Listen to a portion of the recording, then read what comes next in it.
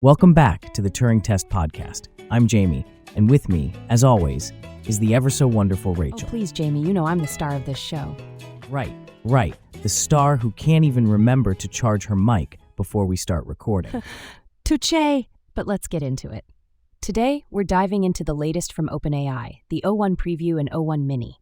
These models are making waves, and honestly, it's about time we unpack what they really mean for the future of AI. Absolutely. So, for those who might not be in the loop, OpenAI has recently refreshed its offerings with these new models. They've increased the message limits for users, which is a big deal.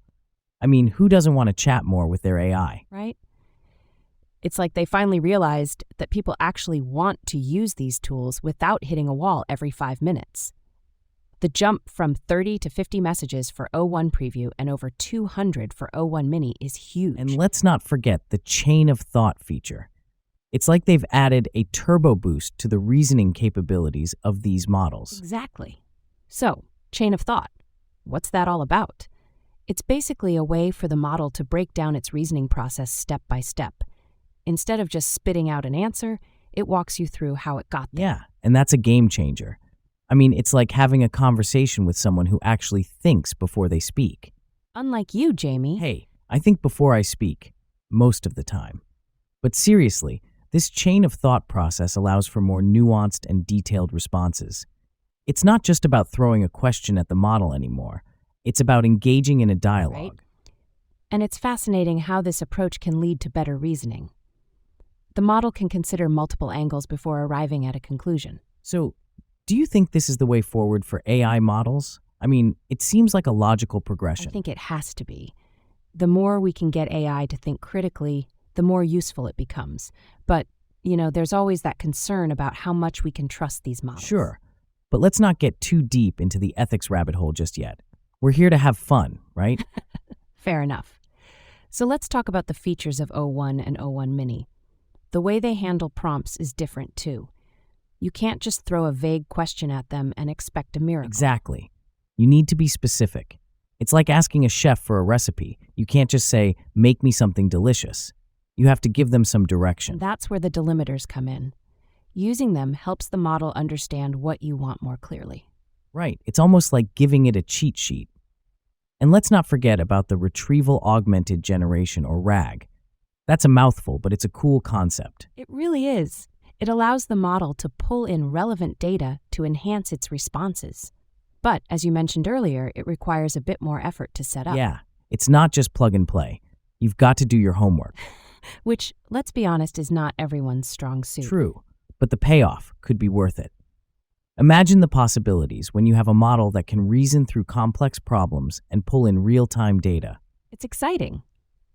But I do wonder how this will impact industries. I mean, we're talking about a tool that could revolutionize how businesses operate. For sure. Think about customer service, for instance.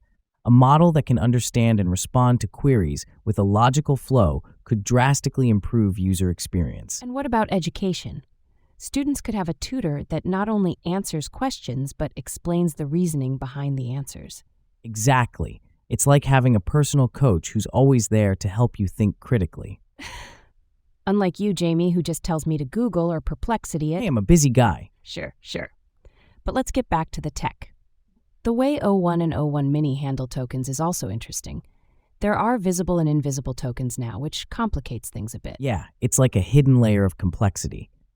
You've got to keep track of both to understand your usage and costs. And that's something users need to be aware of. It's not just about how many words you're using, it's about how those words are counted. Right. And it's a bit of a learning curve, but once you get the hang of it, it could really enhance your interactions with the model. So before we dive deeper, let's take a quick break for a word from our sponsor. By the way, so before we continue, just a quick shout out to Augmented AI, the producer of the Turing Test Podcast. Augmented AI hosts a variety of cutting-edge training and consultations in generative AI, large language models, and AI vision. You can get the free AI in Business Handbook when it gets released at www.augmentedstartups.com. Seriously, folks, check it out. It's a great resource for anyone looking to get ahead in the AI game. Now, back to the topic at hand. So, Rachel, Do you think the chain of thought feature will become standard in future AI models? I really hope so. It seems like a natural evolution, but, there's always that balance between complexity and usability. True. If it gets too complicated, people might shy away from using it. Exactly. It's all about finding that sweet spot where the technology is powerful but still accessible. And let's not forget about the competition.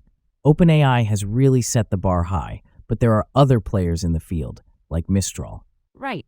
They just released their multimodal model, which adds image recognition to text generation. It's like they're trying to keep up with OpenAI's momentum. It's a wild race out there. But honestly, I think OpenAI's focus on reasoning and chain of thought gives it a unique edge. Agreed. It's like they're not just trying to keep up, they're trying to redefine the game. And that's exciting for all of us. The more innovation we see, the better the tools we'll have at our disposal. Absolutely. And who knows? Maybe one day we'll have AI that can not only reason but also understand human emotions. Let's not get too ahead of ourselves, Rachel. I can barely understand my own emotions half the time.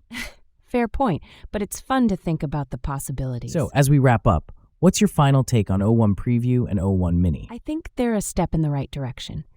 The chain of thought feature is promising, and I'm excited to see how it evolves. Same here. It's going to be interesting to watch how users adapt to these changes and what new applications emerge. And lastly, don't forget to check out Augmented AI. I'm quite excited for their AI in Business handbook that they'll be releasing soon at augmentedstartups.com. See you next time. Until next time, folks, stay curious.